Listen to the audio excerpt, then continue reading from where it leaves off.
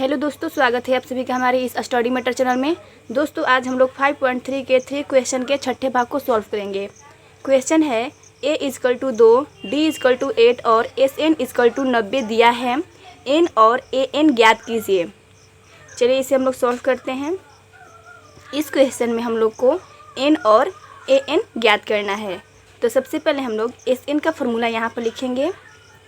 sn = n/2 into 2a plus n-1 into D.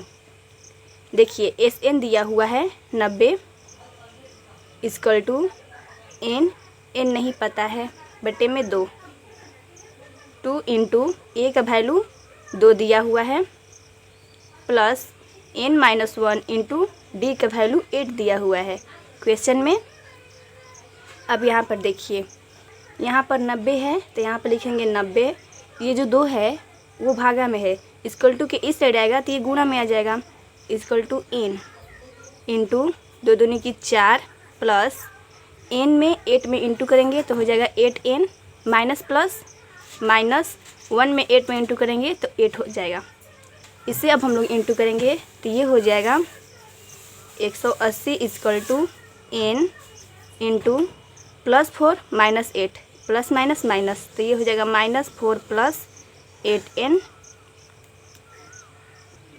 अब यहाँ पे लिखेंगे 180 इक्वल टू -4 में n में इंटू करेंगे तो ये हो जाएगा -4n plus plus plus 8n में और n में इंटू करेंगे तो ये हो जाएगा n²। जब इंटू होता है तो जो इसका पावर होता है वो प्लस में हो जाता है, तो इसके पावर 1 है और इसका पावर 1 है तो ये हो जाएगा 1 और 1 2। तो यही पर हो गया 8n²। अब यहाँ पे लिखेंगे 8n² माइनस 4n, ये है प्लस 180 इक्वल टू के इस साइड लाएंगे तो ये हो जाएगा माइनस में 180 और यहाँ पे लिखेंगे इक्वल टू 0। अब देखिए यहाँ से हम लोग 4 को कॉमन निकालेंगे तो यहाँ पर बचेगा 2n² माइनस n माइनस यहाँ पर बचेगा 45 इक्वल टू 0। अब यहाँ पे लिखेंगे 2n² minus n minus 45 equal to 0। 2n²। देखिए अब यहाँ पर है, शुरू में है 2 और लास्ट में है 45, तो इन दोनों को गुणा करेंगे तो ये हो जाएगा 90।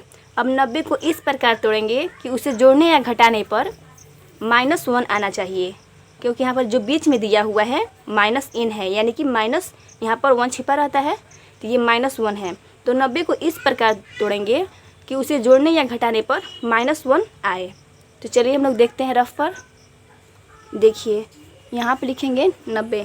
अब इसे हम लोग गुणनखंड करेंगे 45 बार में, ये 3 से जाएगा 15 बार में और ये 5 बार में और ये 5 के पढ़ा में 1 बार में। तो यहाँ पे देखिए 5 दूनी की 10 और 3 में गुणा करेंगे तो 9 हो जाएगा। अगर हम लोग 9 में से माइनस करेंगे 10 तो क्या होगा, इसका आंसर -1 होगा। और हम लोग को कितना लाना था, हम लोग को भी लाना था -1। तो हम लोग इस प्रकार इसे माइनस करेंगे, 9 में से माइनस करेंगे 10 तो यहाँ पर आ गया ना -1।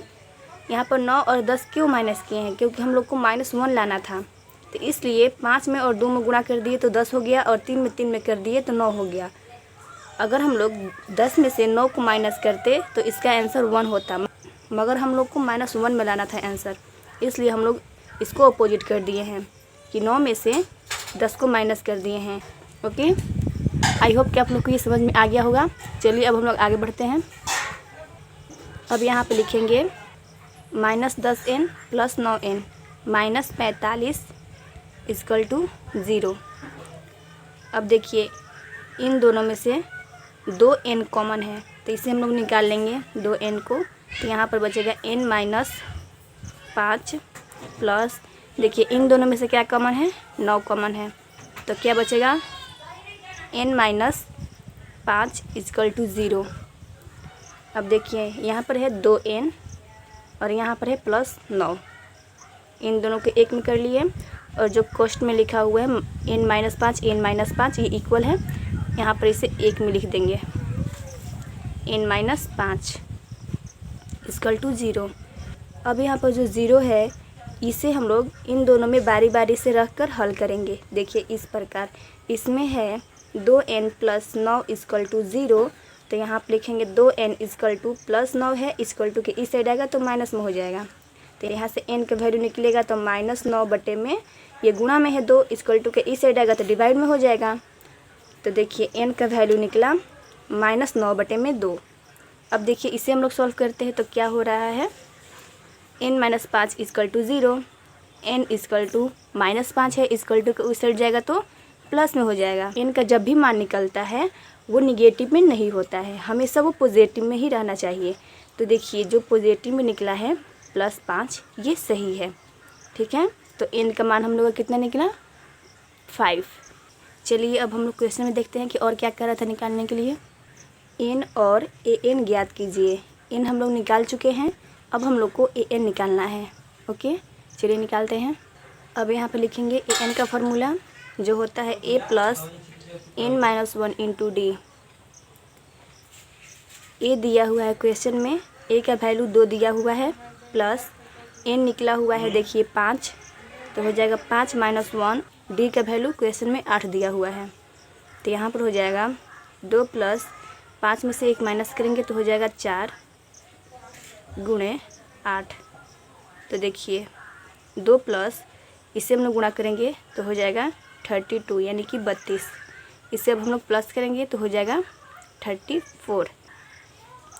ओके, और ये हो गया हम लोग का फाइनल आंसर। दोस्तों मुझे उम्मीद है कि वीडियो आप लोग को समझ में आ गया होगा।